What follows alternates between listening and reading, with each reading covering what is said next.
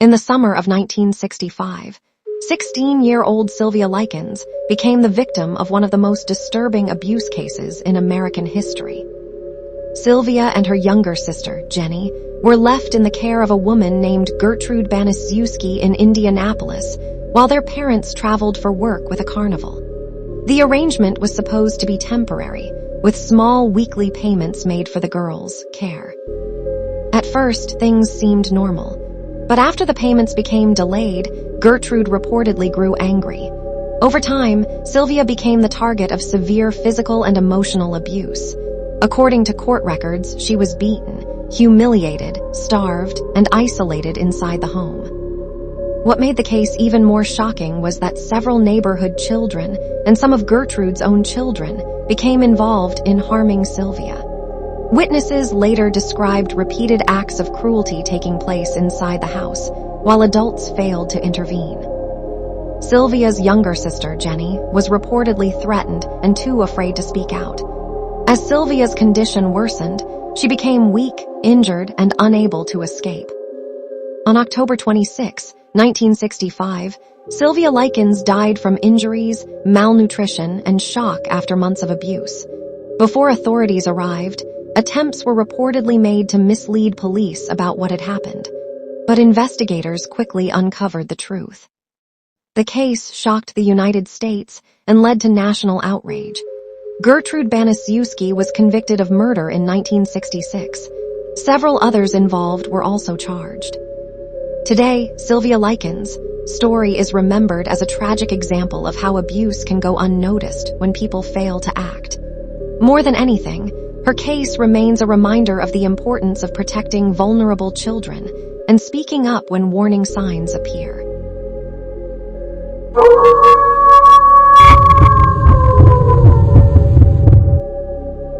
On the night of March 13, 1964, 28-year-old 𝐔𝐍𝐁𝐄𝐋 was returning home after finishing her shift as a bar manager in the borough of New York. It was around 3 a.m. when Kitty parked her car near her apartment building in the neighborhood of Kew Gardens. As she walked toward her apartment, a man later identified as approached her. According to police reports, Mosley attacked Kitty with a knife.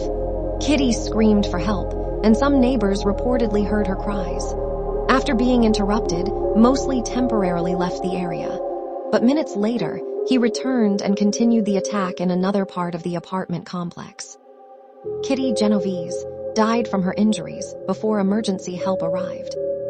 The murder quickly became one of the most discussed crimes in American history, not only because of the violence, but because early newspaper reports claimed that 38 witnesses saw or heard the attack and did nothing to help. That story sparked national outrage and raised difficult questions. Why didn't more people intervene? Why didn't someone call the police sooner? However, years later, investigations found that the original reports were partly inaccurate and oversimplified. Some neighbors did hear parts of the incident, but many did not fully understand what was happening. At least one person called police, and another neighbor came to Kitty's side while help was being sought. Still, the case became strongly linked to what psychologists later called the bystander effect, the idea that people may be less likely to help in emergencies when others are present. More than 60 years later, 𝐔𝐍𝐁𝐄𝐋's story remains remembered not only as a tragic crime, but as a case that changed how people think about responsibility, emergency response, and helping others in moments of danger.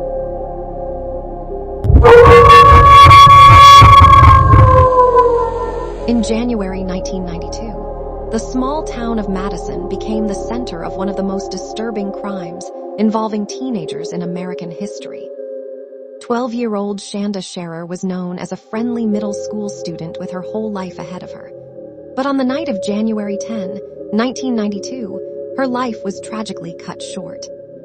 According to investigators, tensions had been growing between Shanda and a teenage girl named Melinda Loveless, who was reportedly jealous over a relationship involving another girl. That night, Melinda and 3 other teenage girls drove to meet Shanda under false pretenses. Shanda willingly got into the car, reportedly believing she was going out to spend time with friends. But instead, Investigators say she was taken to an isolated location where she was physically assaulted. Over the course of several hours, the group drove Shanda to different places across southern Indiana. Court testimony later revealed that she endured repeated violence while trying desperately to survive. In the early hours of January 11, authorities say the teens drove to a rural area near Madison, where the attack ended in tragedy. Shanda Sharer died at just 12 years old.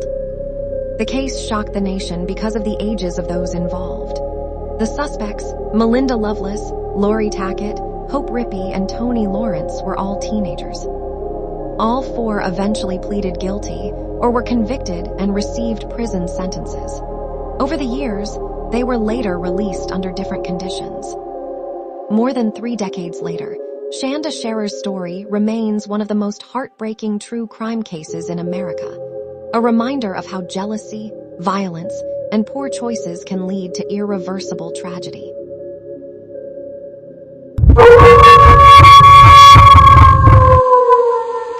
On February 12, 1993, a case unfolded in England that shocked the world and left an entire nation heartbroken.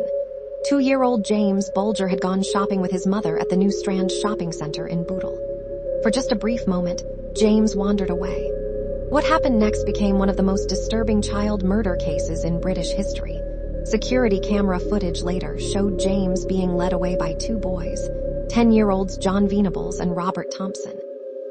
At first, some people who saw the group assumed the older boys were helping James or taking him home. But over several hours, the 2 boys reportedly walked James through different areas, while witnesses later recalled noticing that he appeared upset and crying. Eventually, investigators determined that James had been taken to a railway line near Walton, where he was fatally attacked. The discovery of what had happened shocked the United Kingdom. Many struggled to understand how children so young could be responsible for such a crime. The case received enormous media attention, raising questions about childhood behavior, violence, family environments, and the justice system.